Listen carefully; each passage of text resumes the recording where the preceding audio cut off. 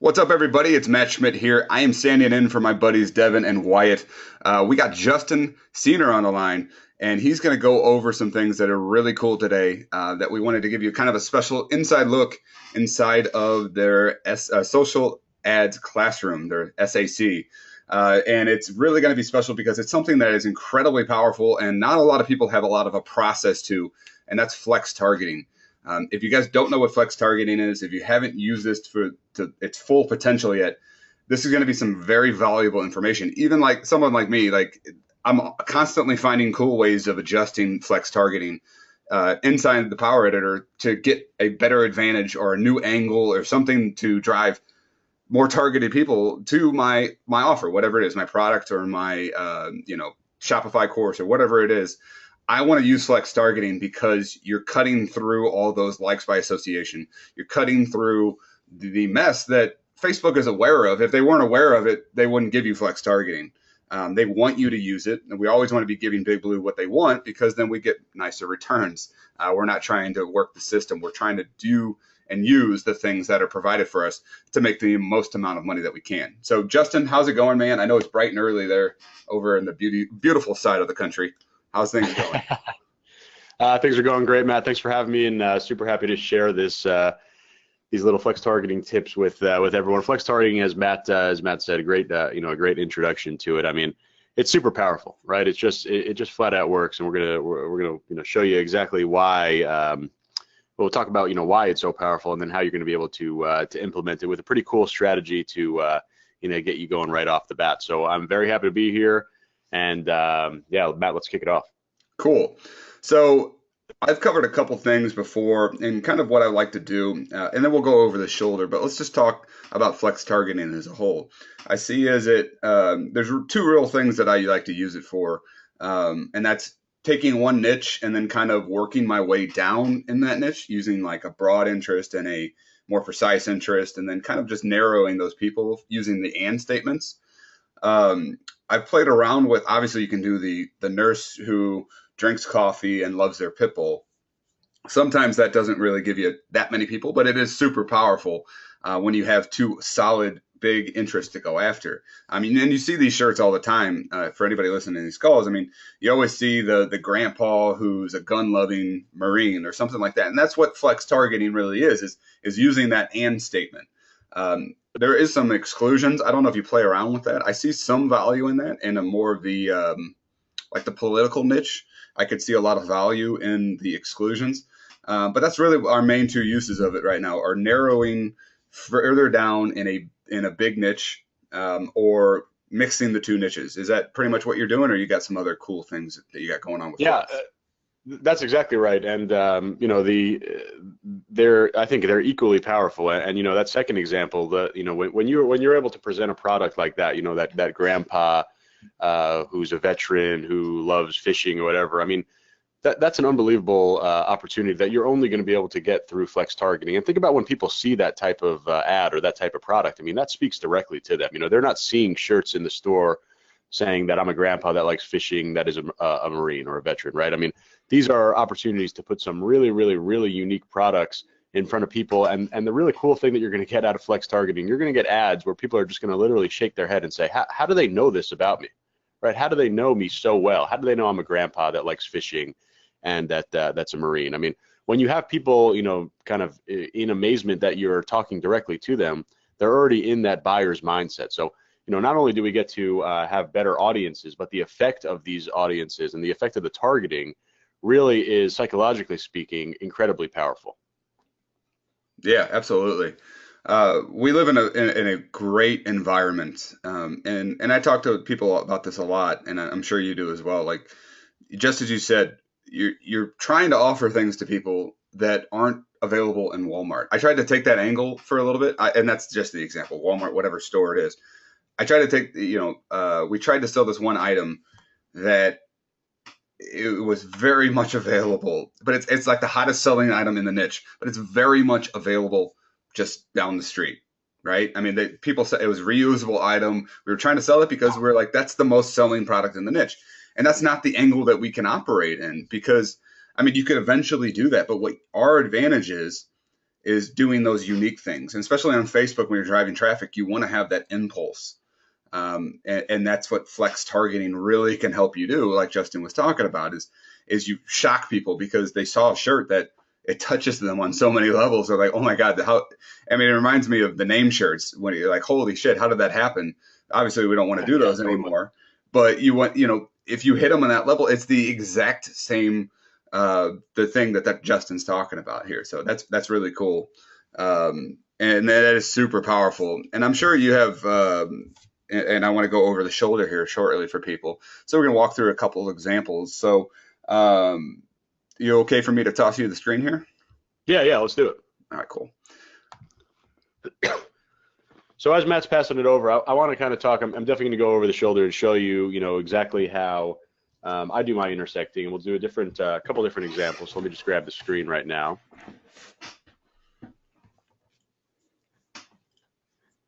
Okay, cool.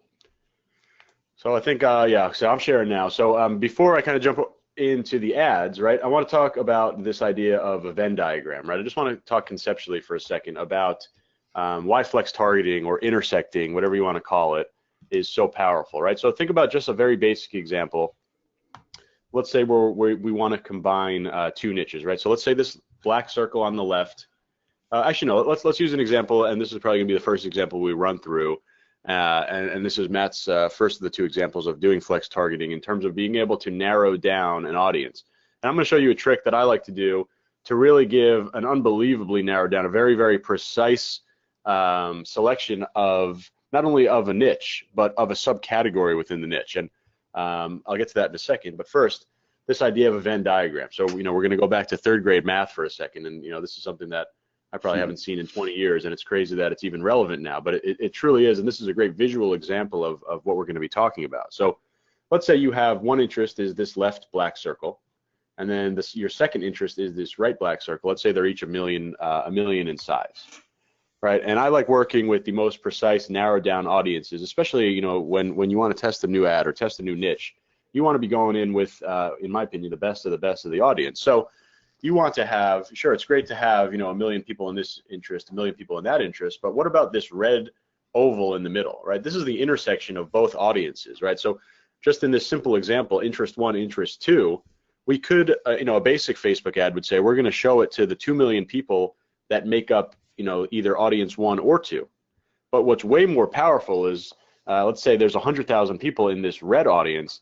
Now this 100,000 people in this red circle, they like both of these interests inside the niche. And the way I'm going to describe it, the example I'm going to show first, not only are they going to like two things in the same niche, they're going to like two of the same subcategory of the same niche. So, this kind of goes along with my strategy inside of Social Ads Classroom about interest groups, right? You want to organize the way that you target your niche. You want to be as organized as possible, and the best way to organize, in my opinion, is to organize in subcategories, otherwise known as interest groups. And some examples of those might be brands or stores or websites or magazines, celebrities, things like that. That's, that would be the basis of these intersects. So you could imagine, and in fact, this will be the first example that we do. Let's say you're doing the dog niche, and you want to go and build your interest group for dog magazines. If you have an intersection of multiple magazines, that subsection right here, the intersect of all those things, that's going to be people who like multiple dog magazines. That's incredibly powerful, right? You want to target people inside the dog niche, you'll go and target people who like magazines, but how about people who like multiple magazines? All right, let's use another example like sports is an easy one to understand, right? Let's say you like Sports Illustrated and ESPN the magazine and the Sporting News, right? You like 3 different sports magazines. You're probably a really, really good, well, not probably, you're definitely a really good representation of the sports magazine subcategory inside of the sports niche, or the dog magazine subcategory inside the dog niche.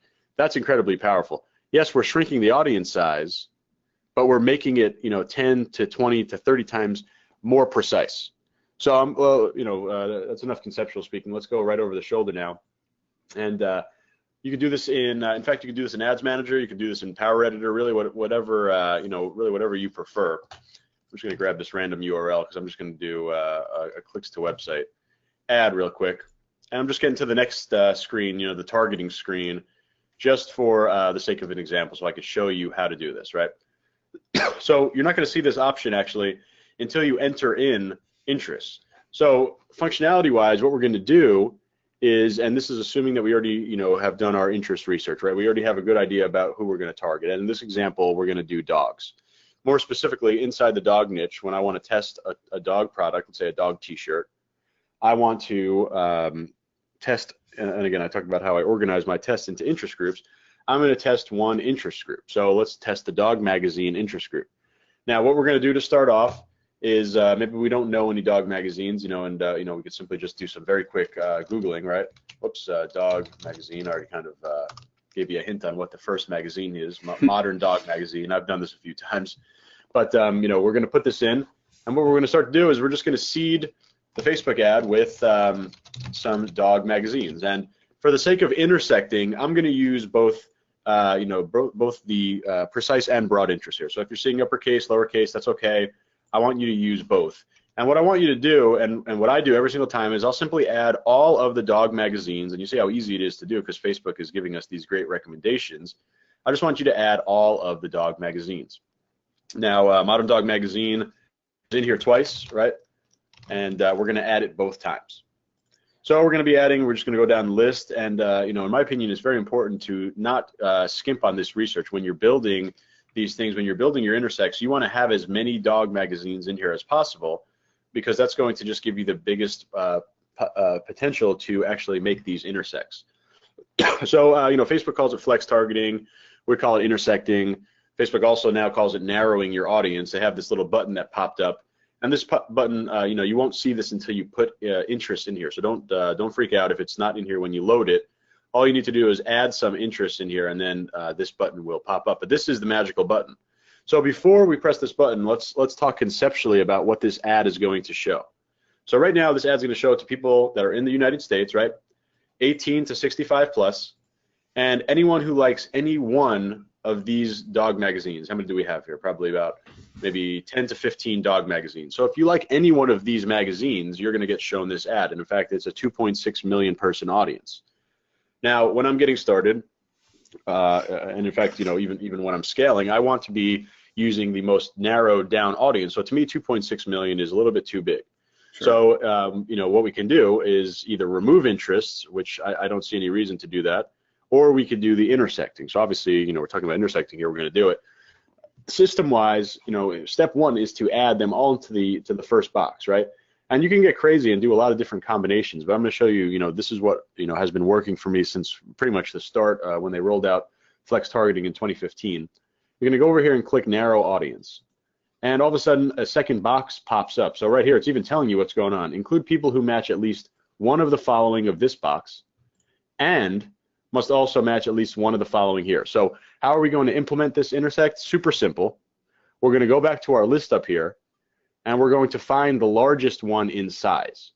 So we're looking at 708,000, a million, 152, 200, 236. Just going to roll, hover your mouse over them real quick and see what the biggest one. And it's Dogs Today magazine at over 1 million. So, this is a very insanely powerful concept, but functionality-wise, super easy. All we're doing is finding the biggest one, and we're simply going to make a mental note of it, right? Dogs Today magazine. And we're going to exit out of this first box and move it into the second box, Dogs Today magazine. Okay, so now let's see where the audience goes down to, all the way down to 99,000. And I like to be right between 75 and 300,000. So in fact, this is a great example of an intersect. But let's talk conceptually again. Now, what does this ad show, or who is this ad going to show to? Remember, before it was going to show to anyone who liked any one of these 15 dog magazines, and there were 2.7 million of those people. Now we just applied one level of intersect, and sure, we shrunk our audience tremendously, right? But the quality of our audience went up significantly. In fact, it went up astronomically. By what we had before, we were going to show it to anyone who liked any one of these magazines. And you never know why anyone may be part of this interest. Sure, they probably like dogs, but maybe they answered for a contest. Maybe maybe their friend works there. Maybe they like the timeline image. Who knows? Sure. If we're targeting people who like dog magazines because we think that is a good representation or a good subcategory of the dog niche, then we want to target people who actually like dog magazines legitimately, right? They're not just liking the page on Facebook. We want people who are actually getting these in the mail, subscribers, legitimate people, right? So that those 2.7 million people, they might be good quality people, but these 99,000 people right here, they're very, very high quality. We're kind of already vetting these people. We're pre-qualifying them before we've even spent a dollar on our ads, right? We cut down our audience by over 2.6 million. And that's totally cool, because what we did here is we took out all those people that may or may not be really good representations of the magazine interest group, and we are left with 99,000 people, about 100,000 people who like Dogs Today magazine and like at least one other dog magazine. So, you know, if you like 2 dog magazines, and you could even go further, you can go, in this case, we're not gonna be able to get to it because we want to stay at least over 75,000, but we could even do another interest, right? We could do another intersect. So I'll just add Modern Dog Magazine just for example's sake, right? We already have it up here, but we're too small here, but you could add multiple intersects, and the more intersects, the better. So think about it, you know, in the example here, we have people that like at least 2 dog magazines. That's so much more relevant than people who just might randomly like 1. So this idea, this is just within one niche, right? This idea inside the niche, we're now pre-qualifying our customers, getting our audience sizes to be smaller, very precise, and this is going to be a great way to start our ad because we know these people are very great representations of the dog magazine. And one more thing about intersecting here, by having these intersected audiences, not only is this going to help you on this ad, it's going to help you on every ad moving forward where you do this audience. Let's say you get sales from this audience and it's 100,000 people, or even if you have an intersect of 300,000, it's still great. But the difference between that and a 2.7 million audience is when you go back next time and you create another ad, maybe for a different product using the same interest group, you can be pretty confident that person 1 all the way to person 99,000 is pretty similar, right? They like at least 2 dog magazines, as opposed to the other example, person 1 all the way to person 2.7 million, they're going to be very, very different. So you're never going to show the same people in the same order. So this builds tons of consistency into your business. If you're going to find success here with this ad, you're most likely going to find success again when you reuse this audience for other ads. Person number 1 all the way to the last person in your intersected audience is going to be very, very similar. So Matt, I'm not sure if you kind of do it similar to this way, but this has been, you know, the most powerful way for me to kind of organize the ways that I target inside of one niche. Yeah, I mean, I think this process itself it's different than what I have, but I love it because you're basically leveraging the power and the audience size that comes with Dogs Today magazine, and then we're gonna go after a handful of smaller ones or relatively smaller ones compared to the Dogs Today magazine, and then say any of those. So yeah, it's 100,000 people, but yeah, like you said, they're gonna be super super targeted. And there's no better group of people to put your offer in front of, or your shirt or whatever it is, your dog toy, whatever it is, in front of these targeted people. And if it works for them, then you can start, you know, maybe increasing your audience size in a new ad or something like that, because you're going to be building up a lot of credibility with the product, pixel information, and ability for you to push the limit on that audience size a little bit more too when you're scaling out, which you talk about in this course as well. So that's super powerful. That's very cool, man. And you just basically told anybody that's listening to this exactly how to target inside the dog niche, which I know is a big pain in the butt for a lot of people, because it's so easy to get 2.6 million people, right? And that's the problem with some of the harder niches or even categories, because I would call the dog category, not necessarily the dog niche, because there's so many different types of dogs. Sure. It's so massive. It's like like a third of the United States or whatever that owns a dog, or even more, that you can just click one interest is 2.6 million people. Or a million people.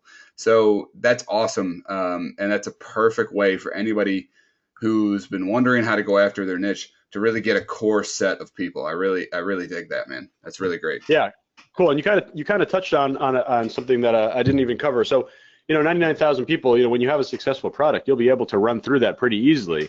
And guess what? When you're done running through that, all you need to do is undo this intersect. And now you have, you've already tested the dog magazine interest. If it was working, then you could simply undo the intersect and now go after the 2.6 million people in another ad, right? Perfect. So you're not at all limiting your upside. You're just kind of organizing it in a means to where you can test. If you think that dog magazines are going to be a relevant way to test or present your product, why start here? Let's start with the most targeted audience. And there's, we're not signing a contract saying that we're going to intersect for the rest of our life, right? We can undo the intersect. Simple as that. You just saw me, I literally just took it out of that intersect box and put Dogs Today magazine back up here. And now we have our big 2.6 million audience again. So, I want to be very clear. This is not at all limiting your upside on any ad. I'm not suggesting that we're going to go with 99,000 and forget the rest. But if we're not going to find success to those 99,000, we're not going to find success to these 2.6 million. Absolutely. So it's simply, yep, we're just going to jump off on the right foot by going with the intersect. I love it, dude. And that's a huge part of what you guys have to understand is that Justin lays out a process, and this is a piece of that process. And there's a before, the things leading up to this, and then the things leading after this. So, and if you see 99,000, you're like, oh, that's not a lot. Just listen to what he just said there, because it's all part of the process. Yeah, Matt's exactly right, and these ideas completely carry over into the scaling processes as well, and those are legitimate business changers right there. So the system, all the pieces of the system work together. I guess that's what makes it a really cohesive, tried and true system, right? So there's before points, there's after points. They're all going to carry over in here, and you saw right here, I kind of just even teased a scaling technique, right? Once you scale through your audience, you just undo your intersect. So, there's a rhyme and reason for everything that we do. And, this is a business, right? While, it's definitely a fun lifestyle business, you still need to treat it absolutely like a business. You need to have systems, you need to have plans, you need to have processes in place that work hand in hand with each other. And, this is just, as Matt said, one piece of that, but a very, very, very powerful piece. So, Matt, how about I'll do another example maybe of cross niche ones. How's that? Absolutely. CrossFit is another mega one that people would be happy to understand. Cool. Yeah. And we could even do something like, how about something like moms who do CrossFit, right? And moms is a super powerful, I think moms would also kind of fall into a category, maybe not necessarily a niche on its own, but when you combine moms with something else, for example, sports moms, something like that, right? That's an unbelievably powerful combination. So how about we go after moms that like CrossFit? So let's just build this example. We're going to X out of this dogs example here.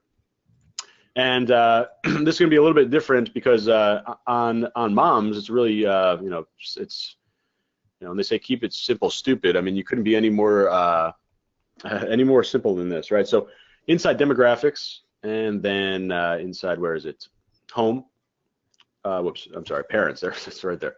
Parents, if you want to target moms, well, Big Blue is literally shoving it down your throat. You want to target moms? Here you go. There's, we could literally just check off these boxes. And what we're building right now is an audience of moms. So our base, if we want to do anything, niche moms, blank moms, sports moms, tennis moms, golf moms, cat moms, dog moms, CrossFit moms, which we're going to do here, it couldn't be any simpler for you to start. Right now we have 33 million people as our base audience who are moms.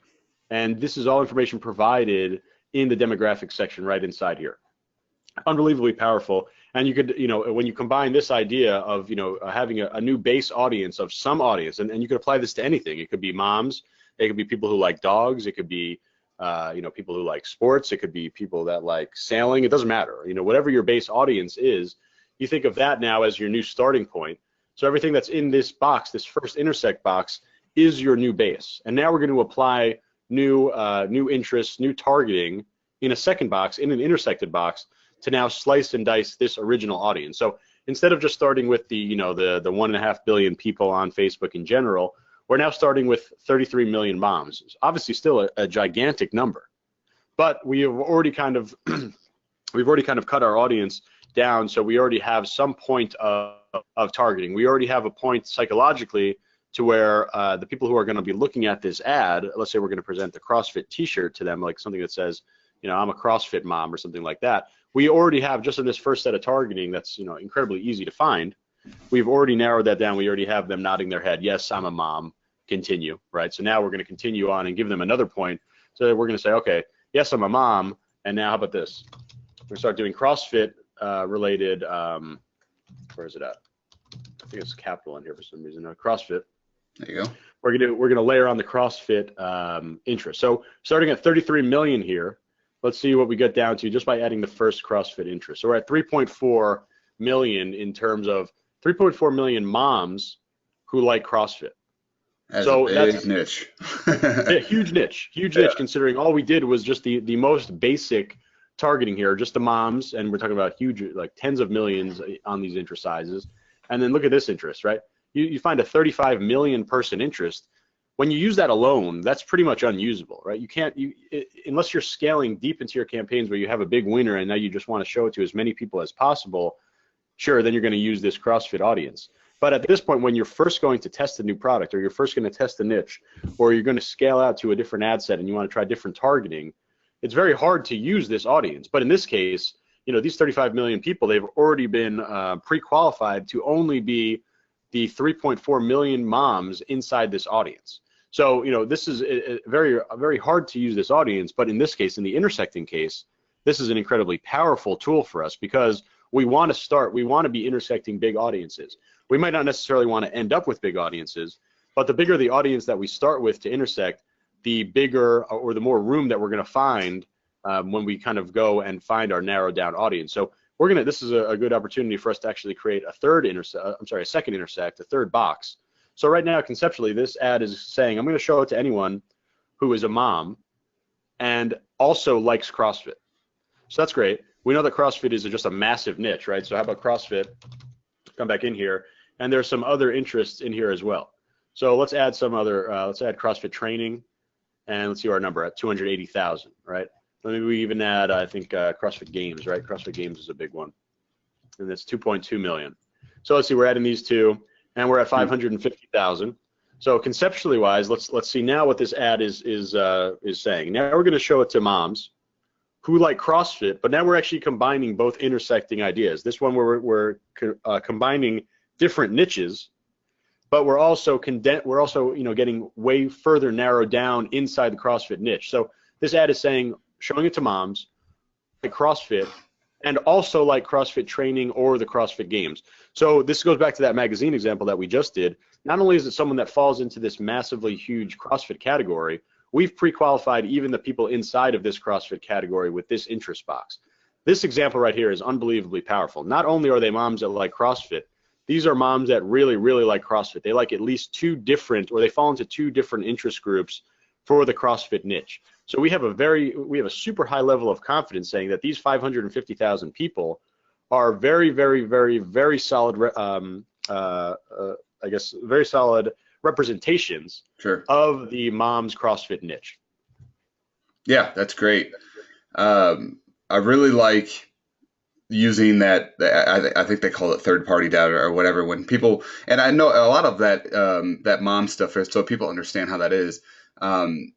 I get the notification of like how that information gets there. Like the Facebook's always asking me like, is Linda your mom, or is Zach your brother, and when they ask you for that kind of information, that's why they do that, so they can target you like this. So a lot of moms put their daughters as people on Facebook and identify them as daughters. That's where a lot of that information comes from.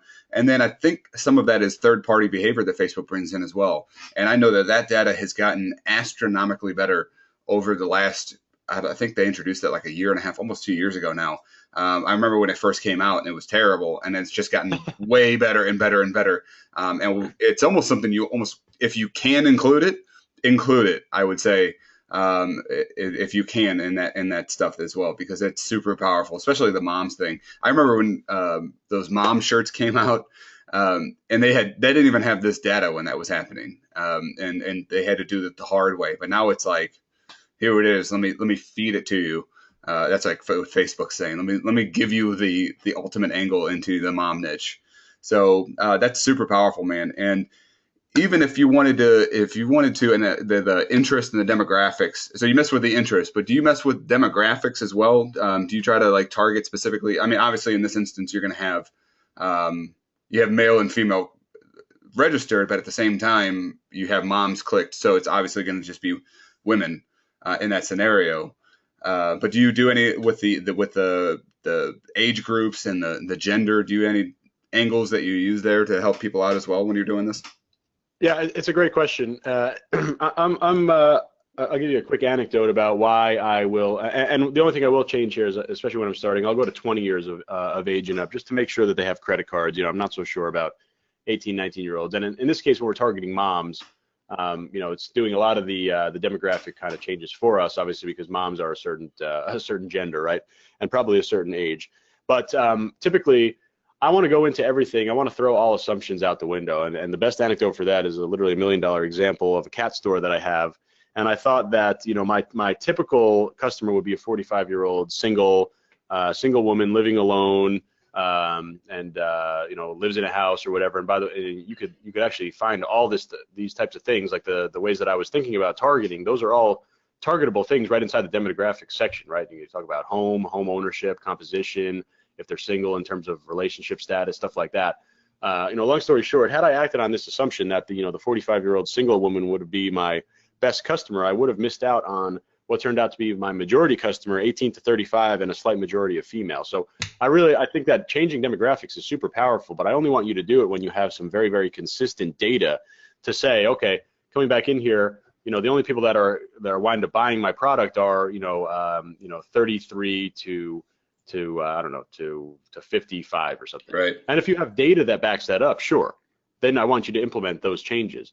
But I don't like doing that until I have consistent data. I'm not talking about a couple of days. I'm talking about a couple of weeks of consistent data across different ads for those age ranges for me to go and make the breakdowns. But I think it's very, very valuable just in general to have the mindset that you're going to let data make all the decisions for you. And we all know what happens when you assume, right? It doesn't work out, to say it nicely. So let the data speak for itself. And when you see those data points, then of course you can make your demographic changes. But right here is where, in my opinion, all the magic is going to happen. Yeah. And the cool thing is here, guys, because anybody has followed me for a little bit, Justin and I have a very or a slightly different approach when we talk about what we're just, he was covering right there. And that's perfectly okay, because I've always said there's multiple ways to sell a t-shirt. I think the saying is actually there's multiple ways to skin a cat, but Justin has a cat, so I don't want to bring up that. so I don't want to say that too much, but there's multiple ways to sell a t-shirt, and it's about following the step-by-step process that goes hand in hand with the single piece. So if you just look at that single piece, that's not going to be the full picture. You got to have to look at everything that comes before and everything that comes afterwards. And he's been following this, and obviously he's had a shitload of success, excuse my French, with that. And so that's an easy thing for you to look at, follow it, see if it gets you to, the goal that you're looking for, the next level in your campaign. And I'm sure it's going to, because he's got a lot of insightful things here for you. And it's going to help you out. And especially this flex targeting. I learned a couple things that I'm definitely going to go back. I'm actually probably going to send this video to my staff and say, hey, watch this on and learn from how to do flex targeting here. So I really appreciate you coming out on this call, man. I know it's a Saturday for people, so I don't want to take this to be too long, but we have two super powerful examples on how to use something that is incredibly powerful inside of, it's great that they brought it into Ads Manager. I was going to say Power Editor, but it's great that they brought it into Ads Manager too. So it's even easier for you to utilize this. And so you need to be taking action on this content here today. So I really appreciate it, Justin. Thank you for your time. I know Devin and Wyatt are thankful as well. And thank you very much, man. I don't want to keep you too long on your Saturday. Absolutely, Matt. Thanks so much. And hopefully you guys got a lot of value out of this. And, as Matt said, take action. This is super powerful for your targeting. So, you have a nice new arsenal for getting your targeting out to your ads. Perfect, man. Appreciate it. Talk soon, guys.